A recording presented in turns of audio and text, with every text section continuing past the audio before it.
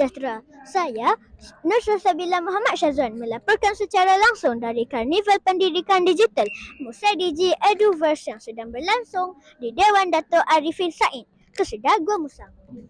Karnival ini diadakan bagi memberikan pendedahan kepada murid tentang dunia pembelajaran digital, inovasi pendidikan serta penggunaan teknologi dalam PDPC abad ke-21. Sejak awal pagi lagi, kawasan Dewan dipenuhi dengan kehadiran murid, guru dan ibu bapa yang tidak sabar untuk menyertai pelbagai aktiviti menarik. Antara aktiviti yang dijalankan termasuk pertandingan Robo Soccer dan Google Interline.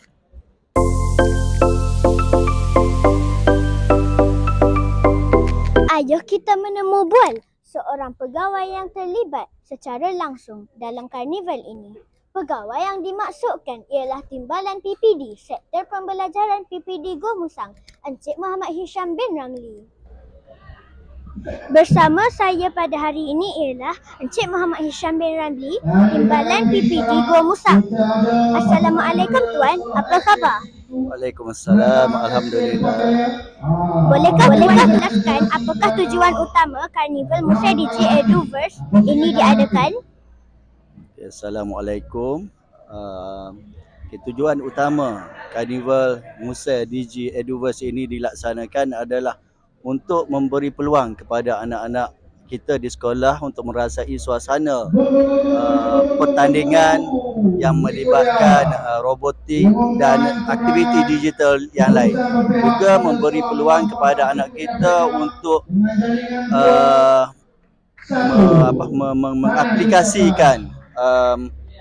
mengaplikasi ilmu yang mereka belajar dalam bilik darjah di lapangan yang sebenar.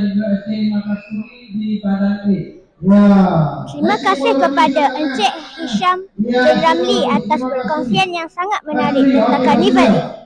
Okey, terima kasih. Assalamualaikum. Waalaikumsalam.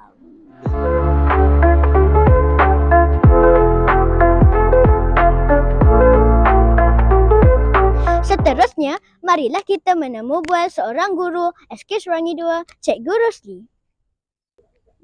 Assalamualaikum Cikgu, sihat?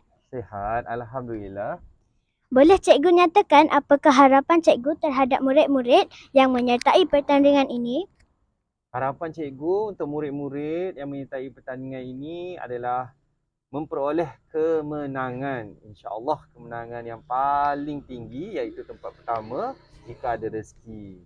Selain itu, Cikgu berharap agar murid-murid ini dapat menambahkan lagi pengalaman dan pengetahuan untuk digunakan ketika mereka berada di sekolah Sri Wangi 2 khasnya, dan ketika mereka berada dalam sekolah-sekolah yang akan mereka masuk pada tahun hadapan nanti, iaitu sekolah menengah. Terima kasih kepada Cikgu Rosli atas perkongsian yang baik dan penuh harapan ini. Sama-sama Salsabila. Terima kasih juga mengundang Cikgu untuk temu ramah ini. Sambil kita menikmati keindahan sekitar Dewan Dato' Arifin Said ini, marilah kita menemu buah seorang peserta karnival ini, Sarah Amira binti Nur Rusli. Assalamualaikum Sarah, apa khabar? Waalaikumsalam, khabar baik. Boleh Sarah ceritakan apakah perasaan Sarah ketika menyertai pertandingan ini? Terima kasih Saudari Salsabila selaku wartawan cilik pada hari ini. Perasaan saya sepanjang pertandingan Google Interland ini, saya berasa gembira dan teruja kerana ini adalah pertandingan yang julung-julung kali diadakan di PPD Gua Musang. Saya berpuas hati kerana dapat menamatkan pertandingan dan berharap akan mendapat keputusan terbaik apabila diumumkan nanti.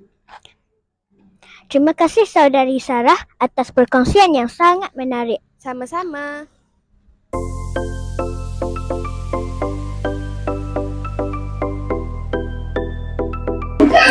Sekian sahaja laporan saya pada hari ini dari Karnival Digi Musa Eduverse. Karnival ini bukan sahaja menyeronokkan, malah memberikan banyak ilmu tentang dunia digital dan inovasi pendidikan. Semoga program seperti ini dapat diteruskan pada masa akan datang demi melahirkan murid yang celik teknologi dan kreatif.